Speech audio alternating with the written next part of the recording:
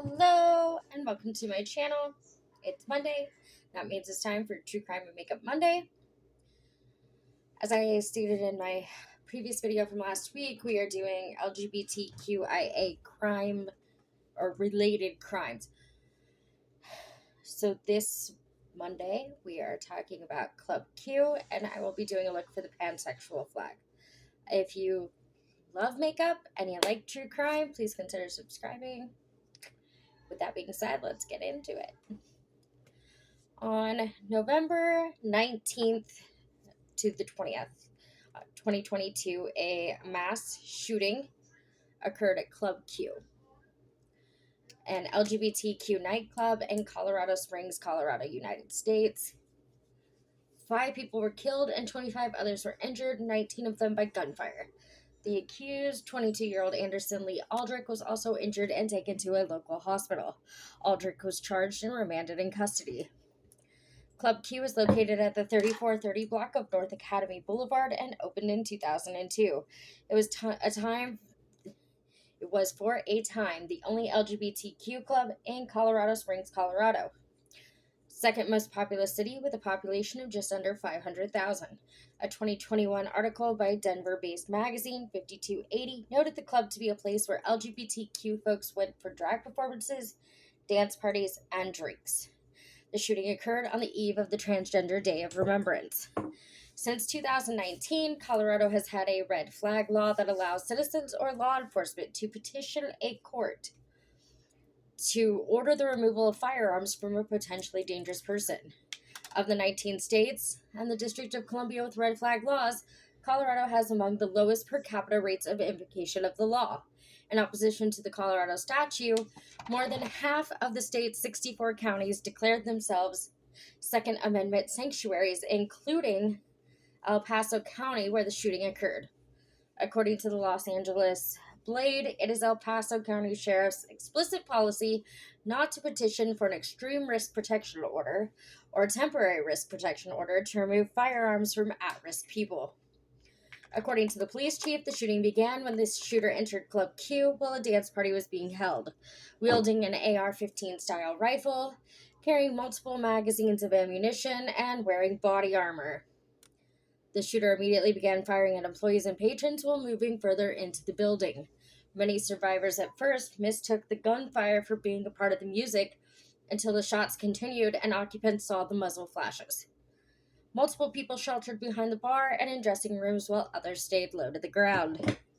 Minutes into the shooting, a club patron, identified as U.S. Army veteran Richard M. Fierro, charged across the room and tackled the shooter to the ground, causing the rifle to fall out of reach. Fierro then grabbed a handgun from the shooter's hand and used it to hit the shooter repeatedly in the head.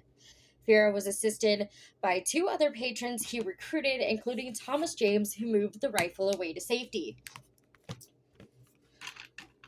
and a trans woman who used her high heels to stomp on the shooter, and who helped disable and hold the shooter down while the authorities arrived. Fierro estimated the shooter's weight at 300 pounds. Police received an initial call for service regarding the shooting at 11:56 p.m. on November 19th, with the first officer being dispatched a minute later. The first responding officer arrived in the area at midnight and arrested a suspect 2 minutes later. A total of 39 patrol officers from all 4 divisions of the Colorado Springs Police Department, along with 34 firefighters and 11 ambulances, responded to the scene. It's a lot of ambulances.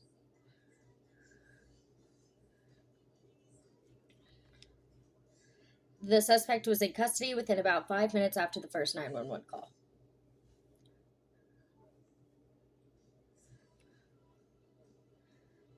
After the shooting stopped, many were at first reluctant to leave from hiding spots as they were unsure if the shooter was reloading or had been stopped. Fierro, who had been covered in blood, was placed in police custody or in a squad car for over an hour before he was cleared of suspicion and released. The injured were transported to 3 hospitals. 7 to Penrose Hospital, 10 to Memorial Hospital Central, and 2 to Memorial Hospital North.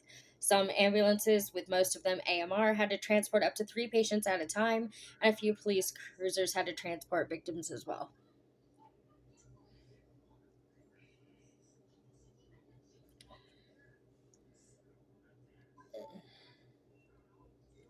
Sorry, just a second here.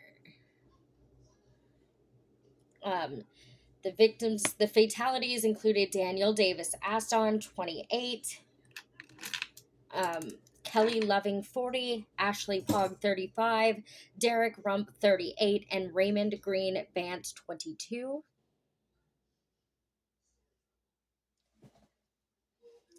5 people were killed and 25 others were injured in the shooting, of whom 19 were by gunfire. One of the deceased victims, Daniel Aston, was bar supervisor and a frequent performer at the nightclub. Another fatality, Raymond Vance, was the boyfriend of Fiero's daughter.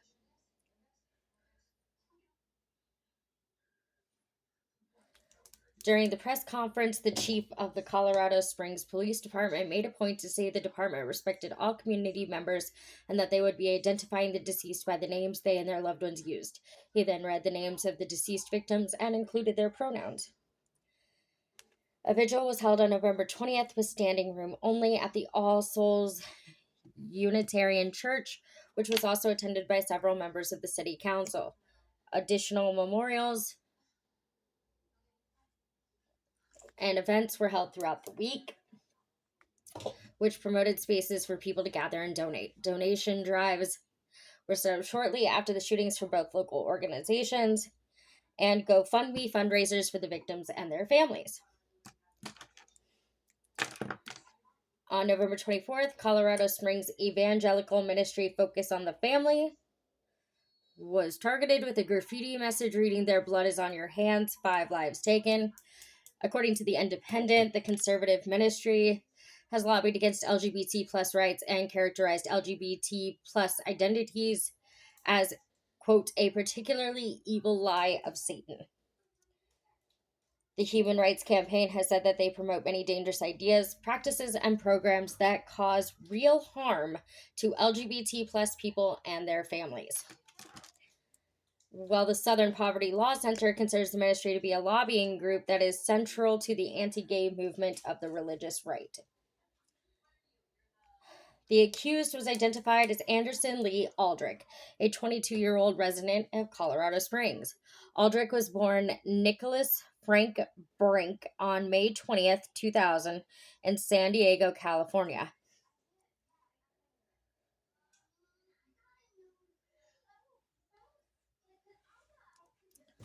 To Aaron Brink, a former pornographic film actor and mixed martial arts fighter, and Laura Vopel, the daughter of Randy Vopel, an outgoing member of the California State Assembly and a former mayor of Sanity, California.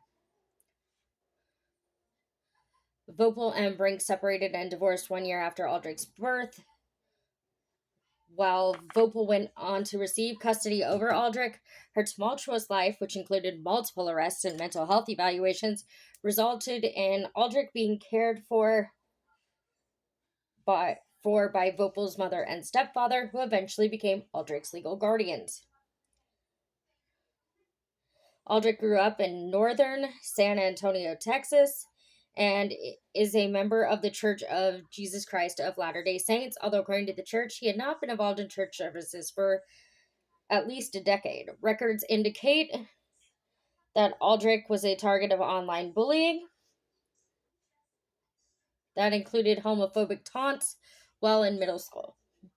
Aldrich changed names on April 28, 2016. Shortly before turning 16, citing a desire to remove associations with Aaron Brink, who by that point had multiple criminal convictions. Aldrich's attorneys have said in court documents that their client identifies as non-binary and uses they/them pronouns, preferring to be addressed as Mix Aldrich. Neighbors allege Aldrich to have made hateful comments towards the LGBTQ community in the past, including frequent usage of homophobic slurs. Aldrich never mentioned being non-binary prior to the shooting and was referred to with masculine pronouns by family members. Police testified they found rainbow colored shooting targets in Aldrich's home. Experts in online extremism has voiced the possibility that Aldrich's proclaimed self identification could be disingenuous, while the Center for Countering Digital Hate has advised using they them pronouns for Aldrich and also acknowledges the suspect's past actions and impact on the LGBTQ community. On June 18, 2021, Aldrich's maternal grandparents revealed their plans to relocate to Florida. Angered at the development, Aldrich complained about losing access to the material stored in the basement, which was intended for conducting a mass shooting and bombing.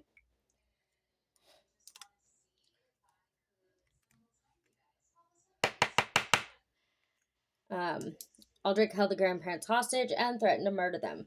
Eventually, Aldrich let them go, shifted to Vopel's house,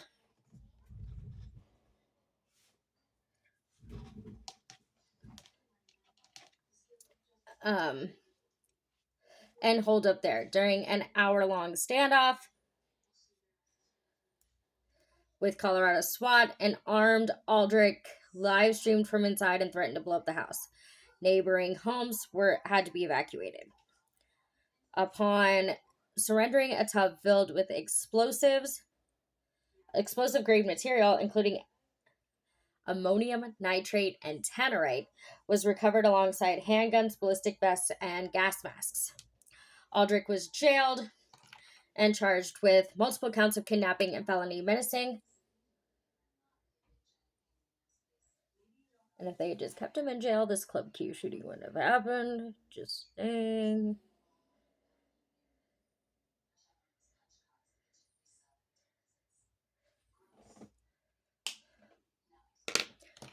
Um, Aldrich entered a not guilty plea and was released on bail a fortnight later.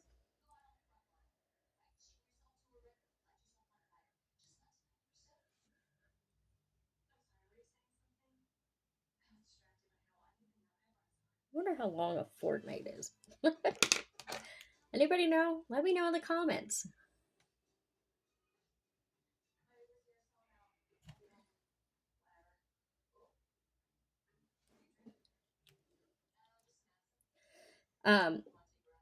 The case made negligible progress, with Vopel and the grandparents refusing to accept any subpoena under technical grounds to avoid testifying against Aldrich.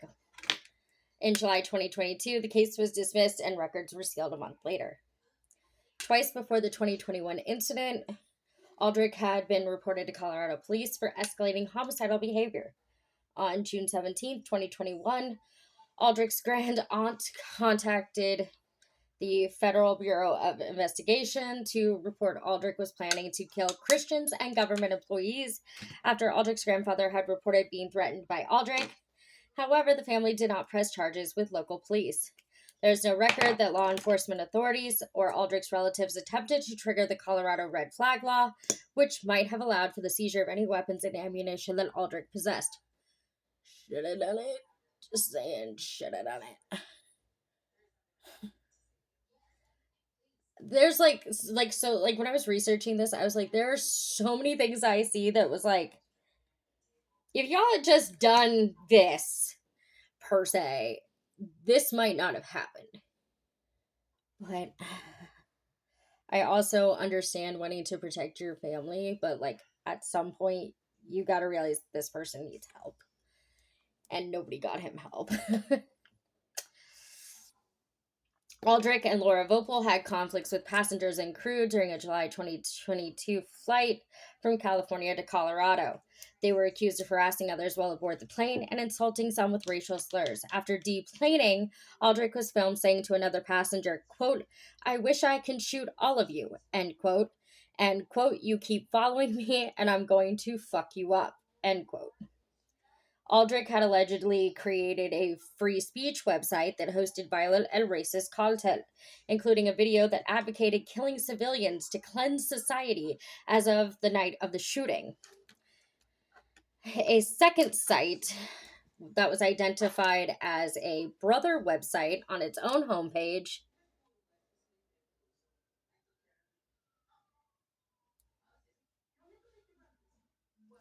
had hosted footage of the 2022 Buffalo shooting, and on the night of the Club Q shooting came to display 4 other videos, including one which apparently showed Aldrich's face reflected in a vehicle's rearview mirror.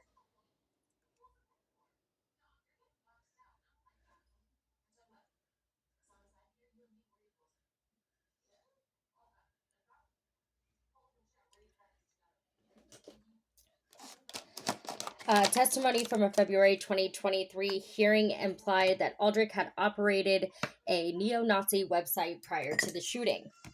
After the shooting, Aldrich was charged with 10 felony counts, 5 counts of murder, and 5 counts of committing a bias-motivated crime causing bodily injury. An El Paso County judge authorized the sealing of Aldrich's prior arrest records, saying the public release of the documents could jeopardize the ongoing investigation. Aldrich appeared via video from the El Paso County Jail on November 23rd for a hearing in which Aldrich was advised of the arrest charges and of bond conditions, although Aldrich is being held without bond. Aldrich is currently being represented by a public defender. Wouldn't you hate to have that job?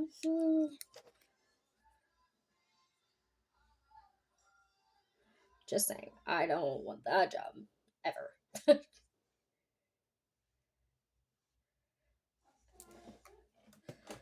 On December 6th, Aldrich was charged with 305 criminal counts, which included first-degree murder, attempted first-degree murder, assault of the first and second degree, and hate crimes.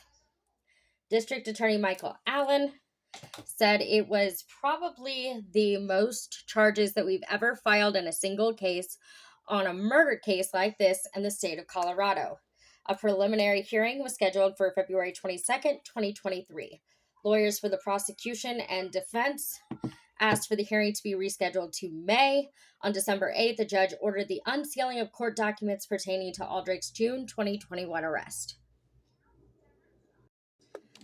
On January 13th, 2023, Aldrich was charged with new felony offenses for attempted murder and hate crimes. The additional 12 charges raised the total number of criminal counts to 317. On February 22nd, a hearing regarding the case took place. The shooting was condemned by certain politicians in the immediate aftermath. President Joe Biden said, "While no motive in this attack is yet clear, we know that the LGBTQ+ community has been subjected to horrific hate violence in recent years." Transportation Security Pete Buttigieg said that anti-LGBT political discourse is partially to blame for the shooting. The El Paso County government said, "We are deeply saddened by the senseless shooting that occurred early this morning in Colorado Springs at Club Q, and sent condolences to support victims' families." Colorado's red flag law and its application were scrutinized by advocates of gun violence prevention, politicians, and others. Governor Jared Polis, the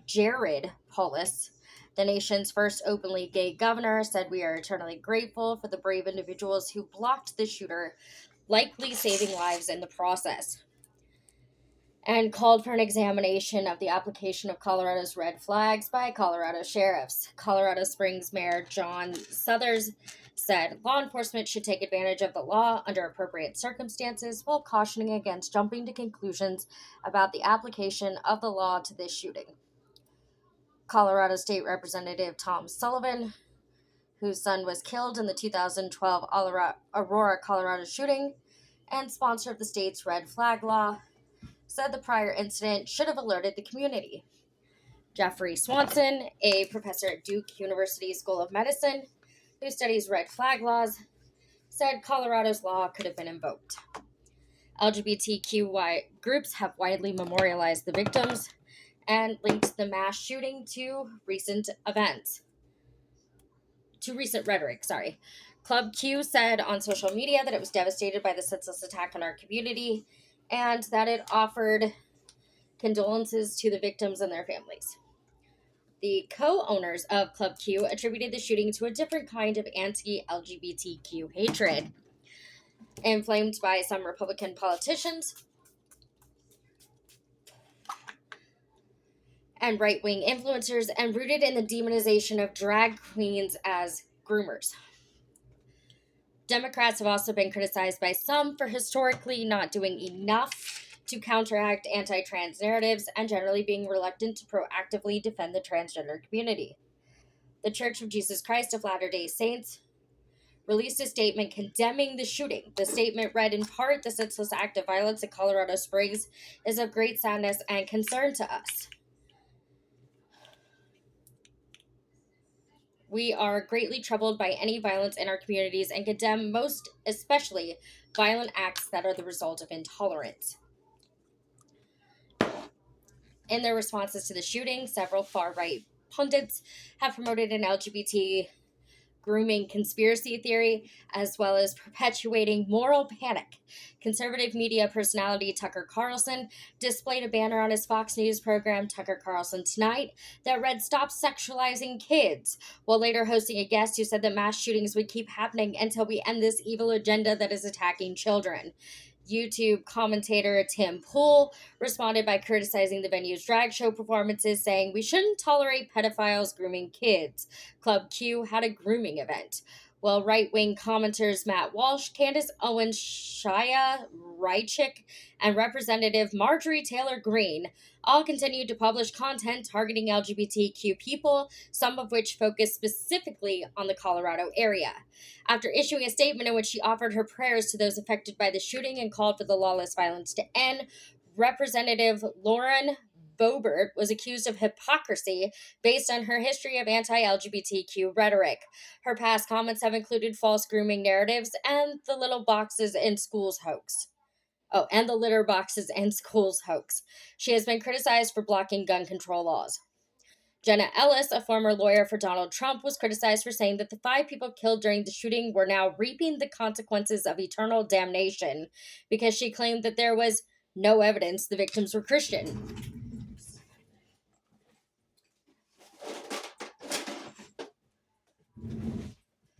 Far right provocators, including Jack Posobiec, questioned Richard Fierro's presence at the drag show, while others on the far right called Fierro a groomer and a faggot simply because he and his family were at Club Q. Analysis published by the Institute for Strategic Dialogue has estimated that online usage of the terms pedophile and groomer increased sharply in the days following the shooting as part of far right and neo-Nazi celebration of an apologia for the massacre. The Department of Homeland Security also reported in a bulletin published on November 30th that online extremists praised the actions of the shooter. A significant rise in homophobic and transphobic posts, forums such as Gab, and in more mainstream social media such as Twitter, Facebook, and YouTube. On December 14th, 2022, several survivors of the mass shooting presented their testimony to the United States House Committee on Oversight and Reform. The witnesses placed blame for the attack on hateful rhetoric, calling it the direct cause of the massacre, and also warned of the dangers of hate speech, saying that it is damaging even in the absence of explicit calls for violence. At the hearing, Club Q owner Matthew Haynes pushed back at Republican politicians, saying, quote, "I know that we, our Club Q community, are in the thoughts and prayers of so many of you. Unfortunately, these thoughts and prayers alone are not saving lives. They're not changing the rhetoric of hate." End quote. Haynes also read aloud examples from some of the hundreds of the hateful messages received following the shooting, including one that said the shooter was doing God's work.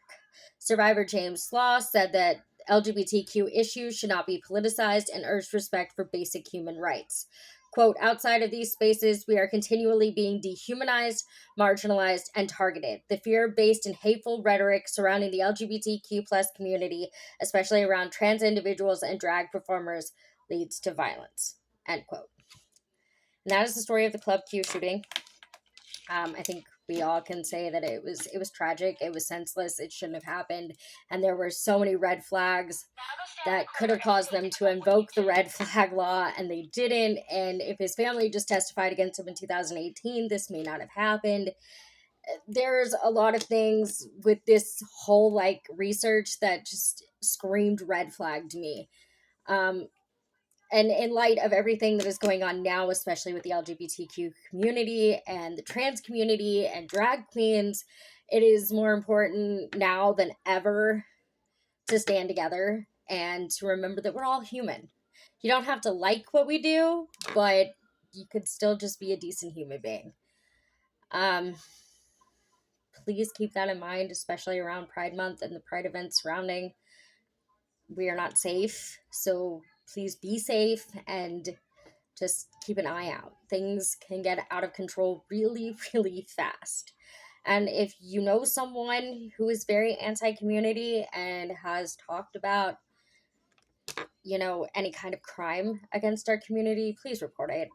I know it's hard to do and you don't want to be the friend that snitches or the family member that snitches, but in this case, you could save somebody's life. So please keep that in mind. And with that being said, don't do anything I wouldn't do. Be cautiously kind to others and have a great day. I'll see y'all next week. Bye.